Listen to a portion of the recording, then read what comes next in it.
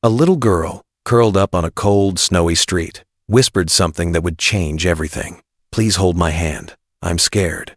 In that instant, a millionaire CEO surrounded by wealth, power, and endless success paused, and the world he knew shifted. He had built walls of ambition and control, but one small hand, trembling in the winter chill, pierced through them. Tonight, you'll witness a story of courage, trust, and the unexpected power of kindness. Watch as fear transforms into hope, loneliness into connection, and a life of material riches into something far richer: love and purpose. This is a tale that reminds us all, the smallest gestures can hold the greatest meaning. Don't miss it, and remember to subscribe to the Retold Stories, because some stories are too touching to be forgotten. The snow fell gently over Boston, blanketing the streets in a soft, almost surreal white. From his penthouse overlooking the sparkling city, Ethan Blake could see the world celebrating itself. Inside the grand ballroom of Langford Tower, wealthy and powerful people clinked glasses, laughing over million-dollar deals. But Ethan felt nothing. Not pride, not joy, not the hollow thrill of victory. The largest commercial property contract of the decade was his, and yet the triumph was empty. His assistant Laura whispered behind him, trying to guide him to the stage for introductions. "They're about to introduce you, sir." "I won't be there," he said, his words crisp, detached. Without another glance, he slipped into the private elevator, his overcoat billowing behind him. The car gleamed like a panther, waiting under the streetlights. As they drove through the quiet avenue, Ethan scrolled through his phone, ignoring congratulations and messages. None asked, "How are you?" "Are you alone?" The city slept beneath a blanket of snow, but he wasn't ready to go home. "Drop me at the old Kenmore station. I'll walk," he instructed the driver. The car eased to a stop, leaving him to the quiet streets, where only the occasional distant train or rumble of a car interrupted the hush. And then he noticed her. A small figure sat rigidly on a worn wooden bench, a thin jacket clinging to her, a battered pink backpack hugged tightly. She didn't cry, she didn't beg. She simply existed there, quiet, fragile, as if she belonged to the winter night itself. Ethan stepped closer, her wide, dark eyes locked onto his. And then, a whisper barely audible through the wind. "Please hold my hand. I'm scared." The word struck him like a thunderclap in a still room. His chest tightened, a crack in the armor of years of ambition. He moved instinctively, extending his gloved hand. The tiny fingers clutched his pinky first, then his entire hand, cold and trembling. For a moment, the world narrowed to nothing but that small, desperate connection. "Where's your mom?" he asked softly. "Gone," she murmured. "Your dad?" "He's not my real dad, but he said he was. When Mommy got sick, he got mean." Her words hung in the air, heavy and raw. Ethan knelt slowly to meet her gaze, the snow melting unnoticed on her shoulders. "What's your name?" "Stella," she whispered, her voice quivering. Ethan nodded, allowing a small, fragile smile to form. "You're safe here," he said. She didn't speak, but her hand remained in his. That simple act, her trust, became a lifeline neither of them expected. He led her to a nearby diner, the cold curling off their coats as they entered. The warmth hit instantly. The familiar smell of coffee, eggs, and frying hash browns filled the air. Stella stayed pressed against him, her backpack still clutched like armor. Ethan ordered food with careful consideration. Pancakes, eggs, a small chocolate milk, hoping to coax her out of fear and into something resembling comfort. She didn't eat much. She barely looked at the food, her eyes scanning the room, startled by each movement, each sound. He whispered to her, "I know you're scared, but you're not alone tonight." She looked up at him, hesitant, almost disbelieving. "People like you don't care," she murmured. Ethan's chest ached. She was right, in part. He had spent a life climbing over people like her, using wealth and power as walls. But he leaned closer, voice gentle. "Maybe, but I'm here. No one is watching. You're not alone." Stella hesitated, then sipped the chocolate milk he had brought. A small, trembling act of trust. Outside, snow continued to fall, but inside the diner, A fragile bubble of safety and warmth enveloped them. His phone buzzed repeatedly with missed calls and urgent messages from work. Willow Tech, the board, contracts, schedules, they all demanded him. But for the first time in years, the urgency didn't matter. He slipped the phone into his pocket, fully aware that the world outside this small bubble could wait. Later, at the hospital, the reality of Stella's life became clear. She was bruised, malnourished, scared of men. The pediatrician spoke carefully of trauma and abuse, and Ethan listened, helpless yet determined. Stella clung to his hand as nurses examined her, as though letting go would make the world vanish. And in those small, white-lit rooms, Ethan realized the depth of what he had stumbled upon, not just a child in need, but a life crying for protection.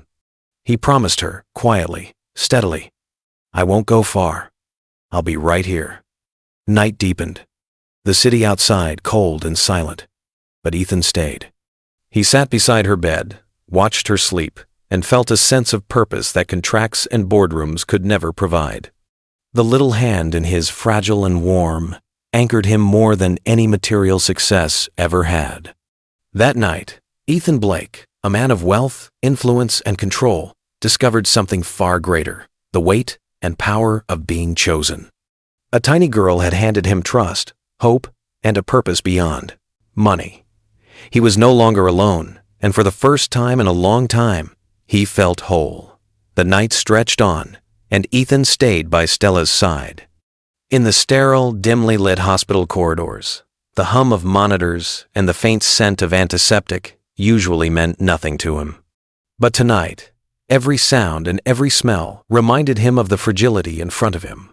Stella clung to his hand, small fingers curled around his, as if letting go would unravel everything she had left. They sat together in silence at first.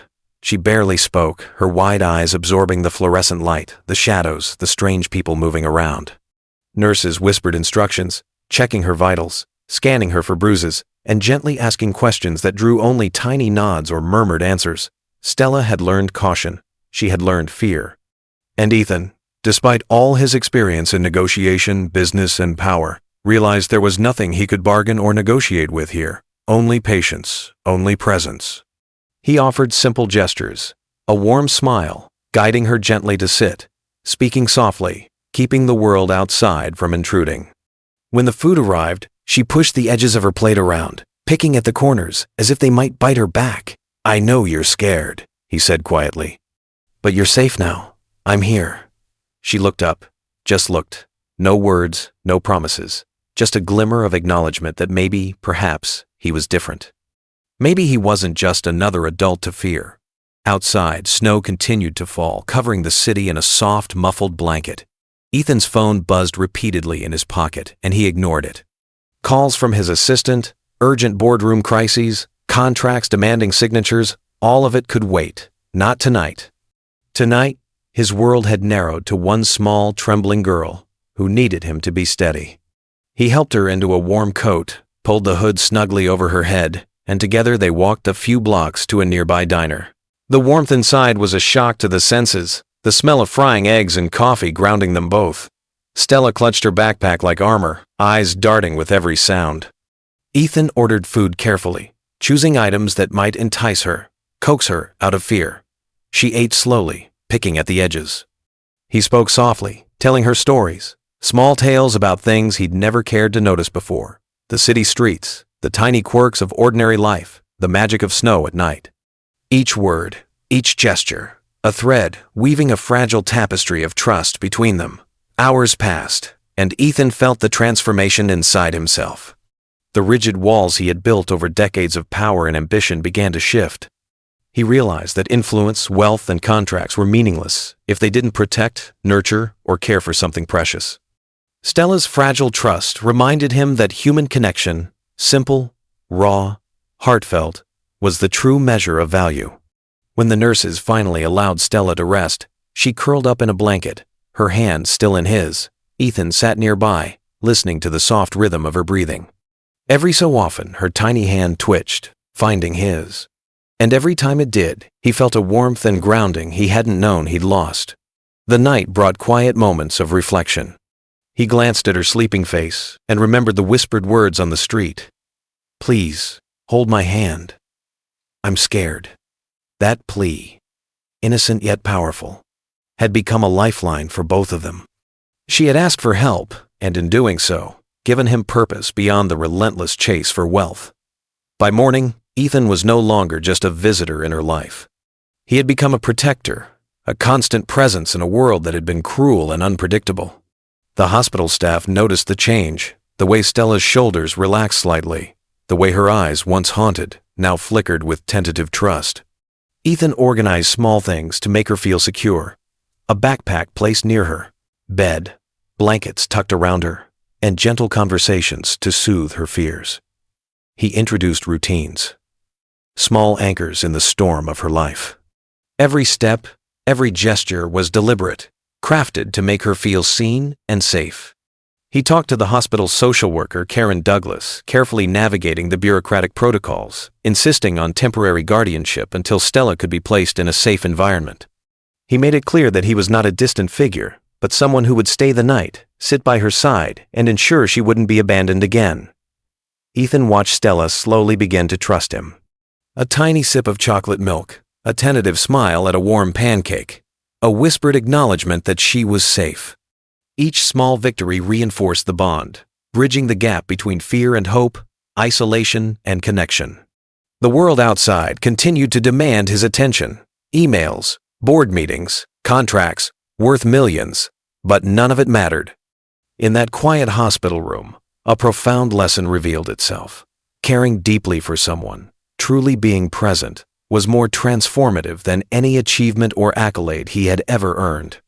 By nightfall, Stella's exhaustion overtook her fear. She curled up under the blankets, her small hand still seeking his. Ethan sat beside her bed, the weight of responsibility and love settling over him like a mantle. He realized he was no longer protecting just a child. He was safeguarding the fragile hope she represented. And in that quiet moment, the millionaire CEO, once defined by ambition, control, and the relentless pursuit of success, discovered a new purpose. Not contracts, not wealth, not prestige, something far more enduring. A tiny girl's trust had awakened a depth of empathy and care he hadn't known he possessed. The night ended, with Ethan making silent promises, to be present, to protect, to nurture.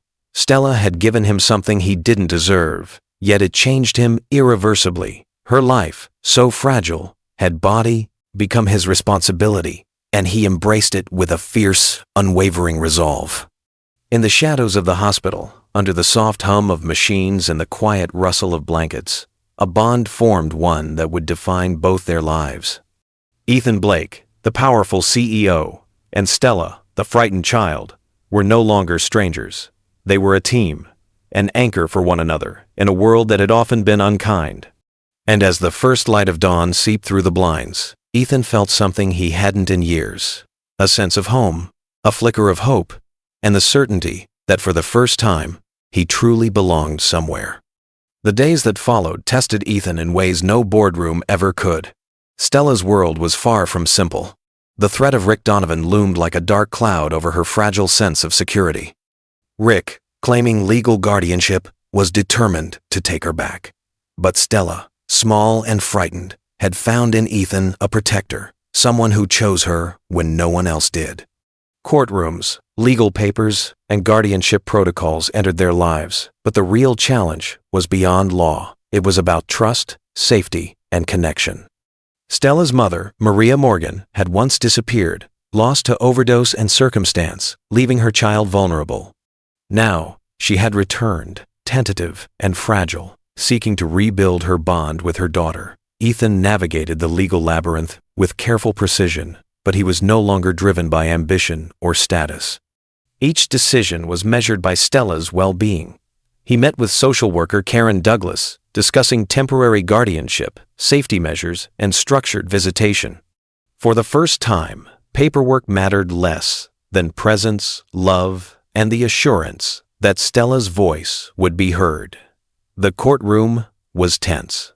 Stella's small hands gripped Ethan's during the hearing, her tiny frame rigid with anxiety. Across the aisle, Rick and his allies sat, confident in their rehearsed narrative. They spoke of responsibilities and stability, of how Stella had supposedly been safe with Rick. But numbers, documents, and rehearsed arguments could not compete with truth. The palpable bond between a child and the man who had shown her safety, warmth, and care.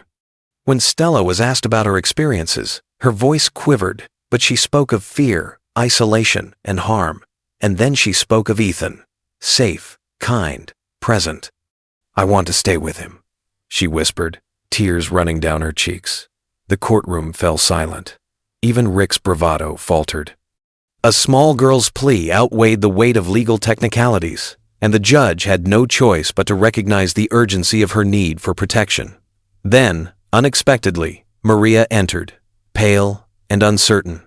The woman who had once been absent now sought reconciliation, eager to regain her daughter's trust. Stella's world split in two. She glanced between Ethan and her mother, unsure how to reconcile love, safety, and loyalty. Maria spoke softly, acknowledging Ethan's role in her daughter's care, expressing gratitude for his unwavering presence. Ethan knelt beside Stella, reassuring her. "You don't have to choose between us," he whispered. "If your mom is getting better, that's wonderful, but you are safe. And I'm here for you." Slowly, Stella reached for his hand, a quiet affirmation of the trust they had built together. Temporary joint guardianship was granted. Stella remained with Ethan, with structured visitation for Maria as she recovered. It was not perfect, but it was real, and it was safe. Back at the penthouse, life began to shift. The sterile, minimalist space transformed into a home filled with laughter, color, and life. Crayon drawings adorned the walls and refrigerator, small patches of warmth in a once-controlled environment. Ethan adapted, creating routines that centered on Stella making breakfast, reading aloud, helping her learn words, and spending quiet moments together. Maria visited under supervision, slowly rebuilding trust with her daughter. Stella began to navigate the delicate balance between the two important figures in her life. Ethan respected her need for choice, giving her space while remaining a constant, grounding presence. Everyday moments became precious rituals, planting flowers in the rooftop garden, baking simple treats, sharing stories, and simply existing together. Each day, Stella's laughter grew freer, her sense of security stronger.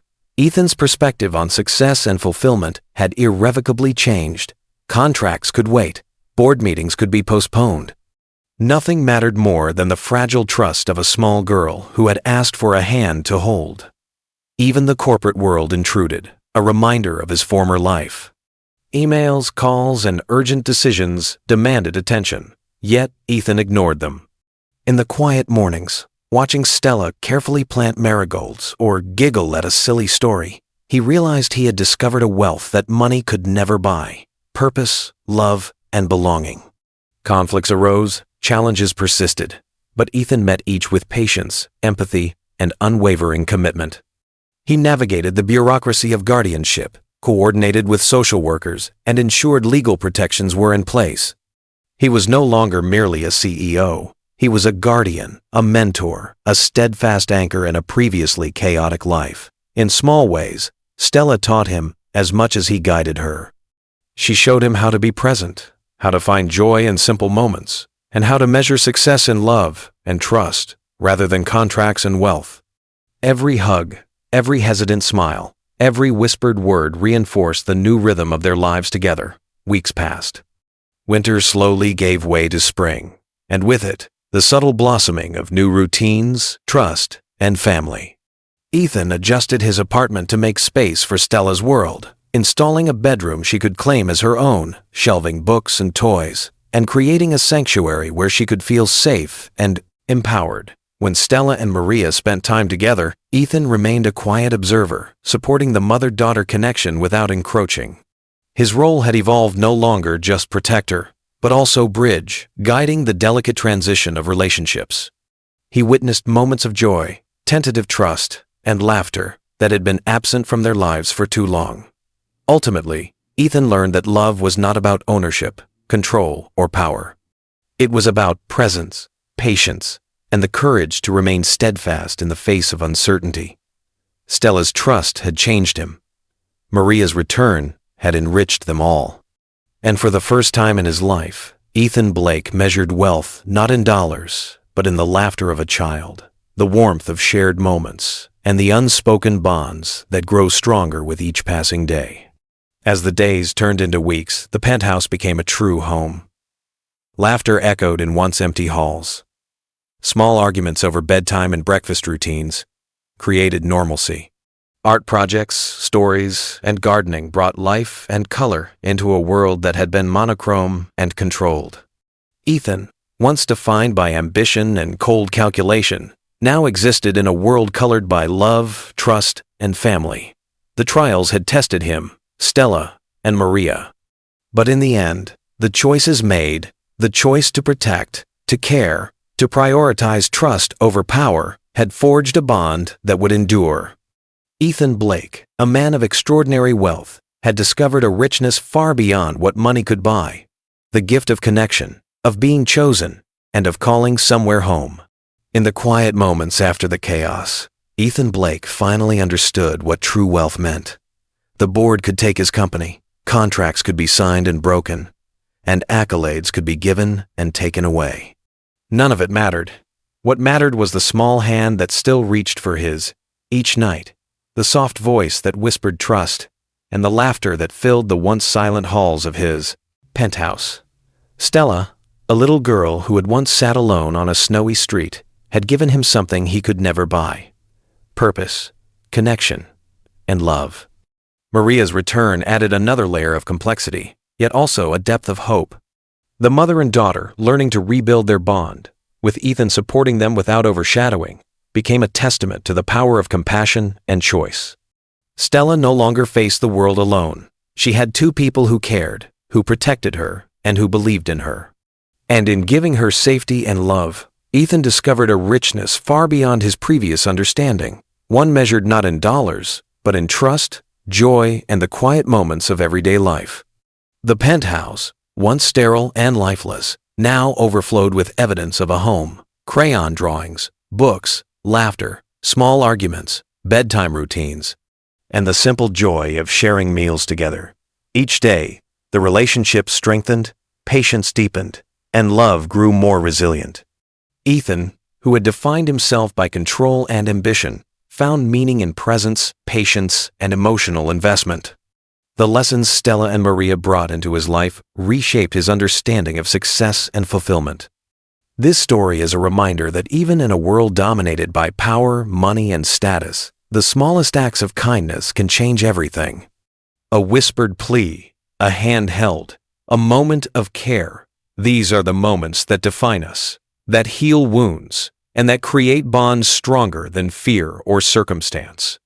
The courage to care, the willingness to be present, and the ability to choose love over convenience are the truest measures of a life well lived. If this story touched your heart, remember that every action matters. Sometimes, all it takes is showing up, holding a hand, or simply being there for someone who needs you most. Life's greatest rewards are found not in what we accumulate, but in the lives we touch and the trust we nurture. Stella's journey, Maria's recovery, and Ethan's transformation stand as proof that love, patience, and courage can create miracles in the most unexpected ways. And, for Ethan Blake, the millionaire CEO, the greatest triumph wasn't a contract or a business deal. It was being chosen by a little girl, earning her trust, and discovering that he too could be loved in return. Stay inspired, stay compassionate, and always remember the power of being there for someone in need. For more heartwarming stories that touch the soul and remind us of the goodness in the world, subscribe to the Retold Stories today.